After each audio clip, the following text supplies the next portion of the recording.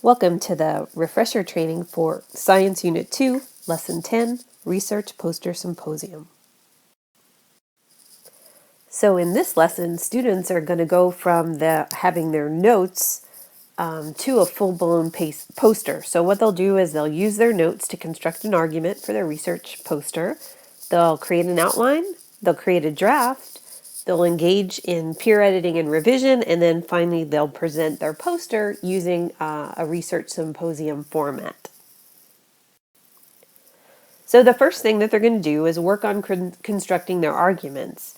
And what you need to know is that students really need to go back to those notes that they took on the articles where they were thinking about all the different components of an article and what information they will need for their presentation. And they're actually going to go through and mark those posters looking for the elements of the scientific arguments. And so you might suggest to them that they can just put notes in the margin, right? So a D for data, a C for claim, an R for rebuttal. Whatever it is that they find within that article, they can just go ahead and mark those in the margins. One thing that they may or may not be able to mark in the margin is the warrant. Often that's sort of in between the lines and something they'll need to discover as they read several sources on that topic. And then they'll use these elements of the argument as they construct their draft. So they just sort of need to see, what do they have here? What's the argument that's being made as a whole over all of their sources that they can then present in their research poster? Before students write a draft of their poster, we're asking them to create an outline. And so what they'll do is go back to the elements of the poster that they're going to need to have and just sort of draft an outline of the information they have under each of these sections. So, a title, the introduction and background. This is where they talk about the questions that they ask the literature, the claims that they're going to make, the science behind the biotechnologies, right? So what's the background information that people need to know in order to understand what they're talking about? Then they'll make an outline talking about the current advances and results. So this is the main focus of their poster. This is where they talk about the issues, themes, research goals, outcomes. It's probably also where they might include some kind of a graph or a chart or a diagram to explain what's going on. Then they'll make an outline including the discussion points and the conclusions and recommendations for future research. So these are just like a bulleted point list. They don't have to do a formal outline, but somehow just getting all those ideas on paper, it'll let them see where they may need a little bit more information and where they really have it nailed. As they create their outline, it's really important for them to know that they don't have to do the outline in order. In fact, we're recommending they start with item number 3, right? So looking at current advances and then moving back to item 2, doing the background. And that's a good bit of information. They might not even be able to write about the conclusions until they pull all of it together. So conclusions may be just there sort of as a placeholder until they have the rest of their outline together. Once they have just sort of the initial pieces put in, ask them to revise it further, refine it a little bit for homework so that when they come into class the next day, they're ready to work on their draft. It's a good idea to stop students midway through working on their outline so that they can share their progress with a partner. Sometimes they get pretty frustrated and stuck on a particular point. So having a stopping point where they can do a little check-in, regroup, and get going again is often really helpful at this stage of creating an outline. So by the time they come back to class the next time, they should be able to use their outline to create a rough draft of their poster.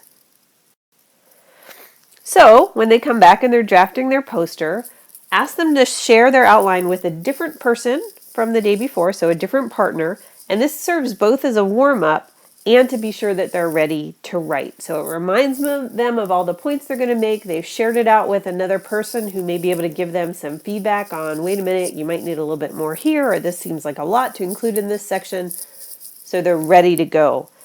Remind students that as they're writing their draft, they always want to go back to the project directions and that poster template So they're really sure that they know what it is they're being asked to do and that they're able to discuss all the different elements that the poster requires. We've also included a couple of sentence starters in the lesson plans.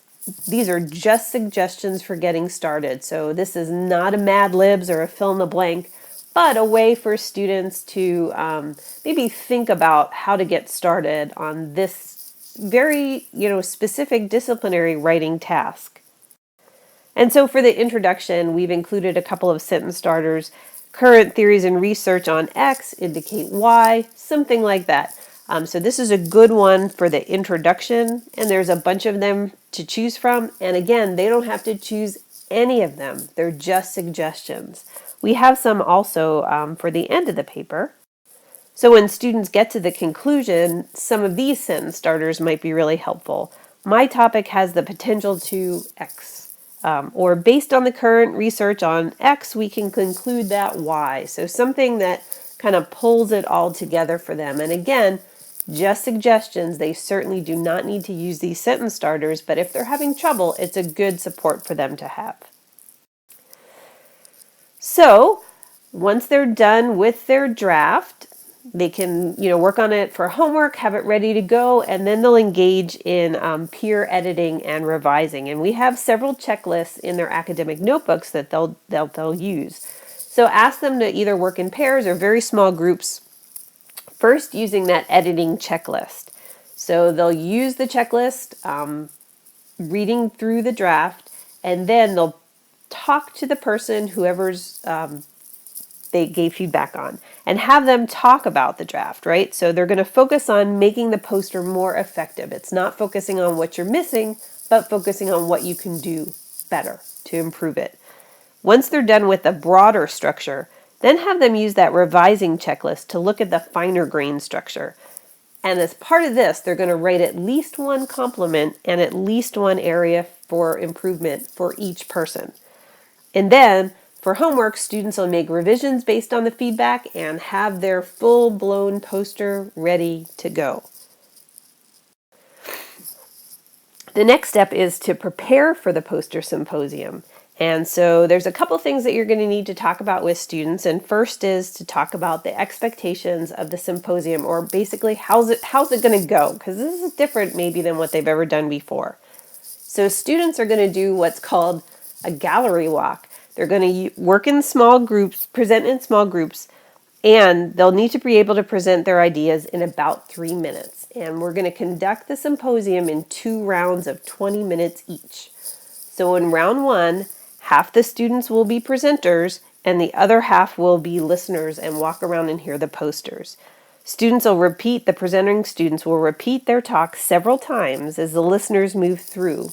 And they should be able to respond to questions without reading straight from the poster. So they should know what they're talking about. They'll also be responsible to give handouts of their session to each person listening. The listeners also have a job. They're going to be evaluating at least 3 to 4 of the presentations that they're listening to using the evaluation rubrics that are in their academic notebook. And then in round 2, they switch roles. So whoever was a listener in the first round will now present their poster and vice versa. And again, the speakers will need to say their talk several times. The listeners need to engage in active listening and will be evaluating at least 3 to 4 of the presentations. You also need to talk about poster etiquette. So you'll call the start and stop times.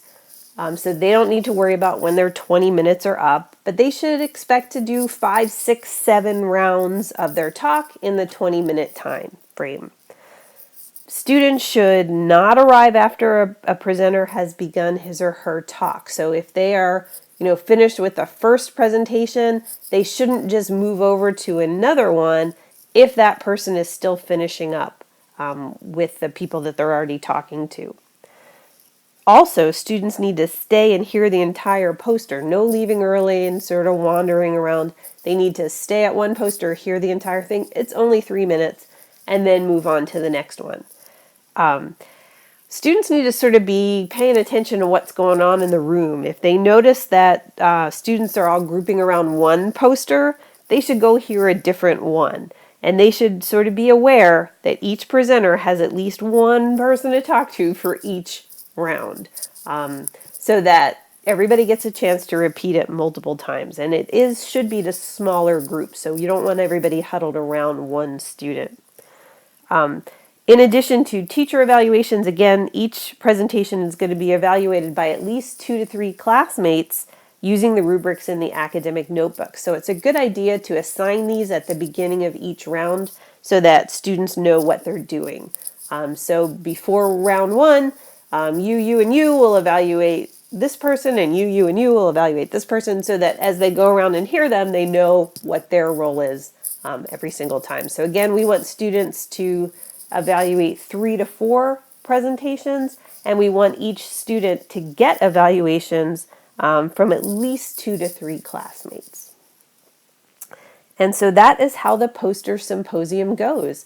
At the end of round one, students from round one will take down their posters. Students from round two will place theirs up. New roles will be assigned for doing the evaluations, and the whole thing happens again for a second time. Teachers should go around and listen to the posters just as the students do as well. And that is the end of Lesson 10 in Unit 2. Thank you.